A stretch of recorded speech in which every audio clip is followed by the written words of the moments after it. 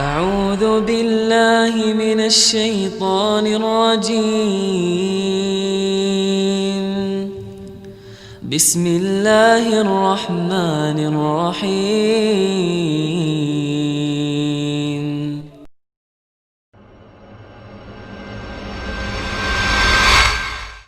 Juzama bintu Wahab berkata, aku pernah menyaksikan Rasulullah SAW di tengah banyak sekali orang. Beliau bersabda di tengah-tengah orang-orang itu, aku benar-benar ingin melarang gila, yaitu menyetubuhi istri pada waktu ia sedang hamil. Tapi aku melihat di Romawi dan Persia orang-orang melakukan gila, dan hal itu tidak gila ya, ini pakai pakai ghain ya. Jadi bukan kayak kita di Indonesia gila, bukan ya. Hal ini tidak membahayakan anak mereka sama sekali. Kemudian mereka bertanya kepada beliau tentang azal, menumpahkan sperma di luar rahim. Maka Rasulullah SAW bersabda, itu adalah pembunuhan yang terselubung. Riwayat Muslim. Ini hadisnya secara global. Kita belum masuk di makna dan hukum-hukum. Jangan buru-buru. Yang pertama, di dalam hadis ini disebutkan Nabi SAW melarang, kesannya melarang berhubungan dengan istri yang sedang hamil. Tetapi ini kalau dibaca potongan awal hadis, potongan lanjutan hadis tadi sudah jelas. Lalu saya temukan di wanita-wanita Persia dan Romawi, mereka digauli pada saat hamil dan tidak berbahaya buat mereka. Maksudnya dibolehkan. Nabi SAW membolehkannya, gitu kan, kecuali memang dokternya mengatakan untuk sementara tidak boleh karena ini dan itu, ada masalah syar'i, ada masalah yang berbahaya bagi kesehatan wanita. Kalau enggak maka enggak masalah. Artinya hukum ini dibolehkan. Jadi hukum ghilah, menggauli wanita lagi hamil boleh, kan itu.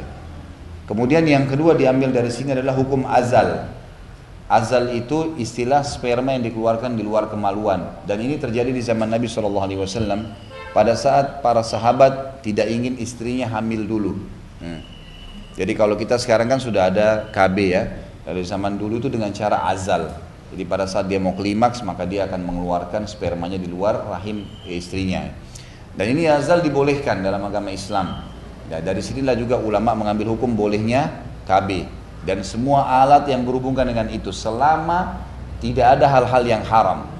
Spiral lah, apalah, kondom lah dan seterusnya itu dibolehkan selama bahan-bahannya tidak haram, dan itu tujuannya untuk mengatur keturunan atau mengamankan perempuan dari hamil, dikarenakan kalau dia hamil lagi sudah berbahaya buat dia, gitu kan. Tapi kalau misal tidak ada udzur syar'i maka tidak boleh. Ini sudah jelas udzur syar'i, tidak ada udzur tidak boleh. Jadi tidak boleh setiap muslim dan muslimah mengikuti dasar program KB yang dibuat oleh Yahudi. Dasarnya kan dikatakan 2 anak cukup.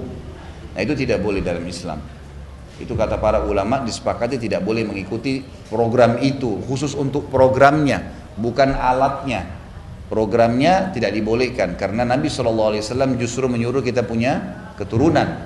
Kata Nabi SAW, nikahlah dengan wanita yang penyayang dan subur, karena aku bangga dengan jumlah umatku yang banyak pada hari kiamat, gitu kan.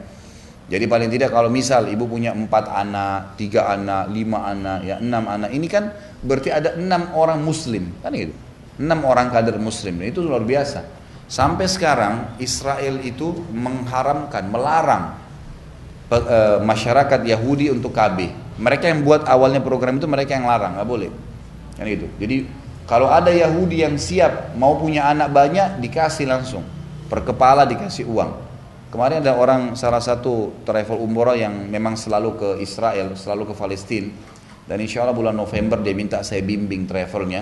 Dia rupanya sudah dari tahun 1998 atau 99 ngurus itu gitu. Dan memang dia sudah sering bolak-balik gitu kan. Maka dia ajak saya bimbing kali ini, dan saya pertama kali terus sempat ngobrol, datang ke restoran saya di Condet, kemudian ngobrol-ngobrol, dijelasin sama dia banyak hal. Termasuk informasi tentang adanya program KB yang tidak dipakai sama sekali di Israel. Itu pun populasi mereka sekarang masih 650.000 orang. Kenapa Israel masih takut untuk menghabisi masyarakat Palestina? Ternyata ada hubungannya dengan masalah populasi ini. Jadi di Palestina juga tidak ada orang yang KB. Dan ternyata perbandingannya jauh sekali, 1:5, gitu kan. Jadi kalau ada satu anak Yahudi lahir, itu ada di Palestina lahir 5 anak Muslim.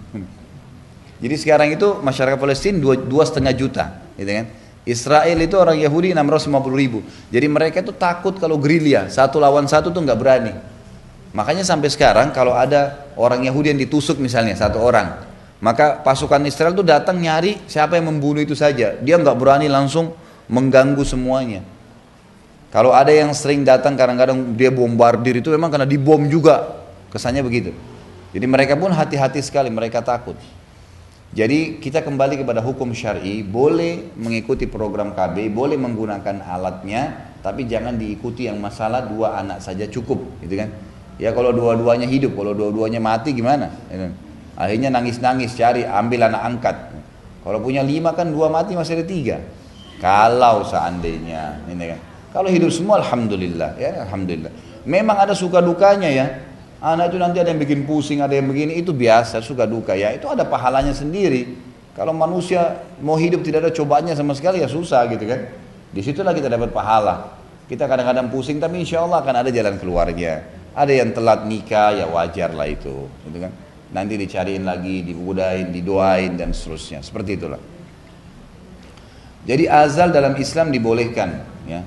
Di sini Nabi SAW mengatakan itu pembunuhan terselubung. Yang dimaksud di sini, yang dimaksud pembunuhan terselubung sebenarnya bukan pembunuhan di sini ya. Al-wad'ul khafi, lebih tepatnya itu pembatalan kehamilan itu ya. Secara terselubung gitu. Di sini yang dimaksud adalah kalau seandainya seseorang tidak punya udzur, nggak punya udzur, sudah nikah tapi nggak mau punya anak dulu 5 tahun, 6 tahun. Untuk apa? Gitu.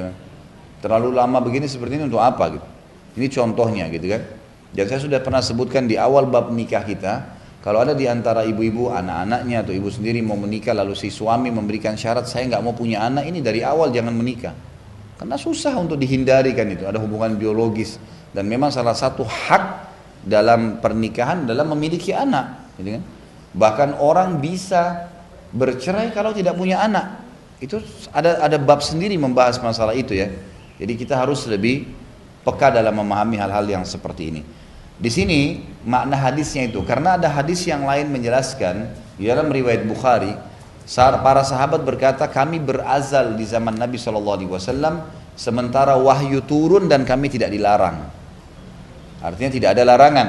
Berarti hadis ini maknanya adalah kalau tidak ada uzurnya, sama saja dia menolak untuk memiliki anak dari Allah Subhanahu wa taala. Sementara itu cara untuk perkembangan manusia, bagaimana ya berkembang biakan manusia memang dari masalah hal itu. A'udzu billahi minasy syaithanir rajim. Bismillahirrahmanirrahim.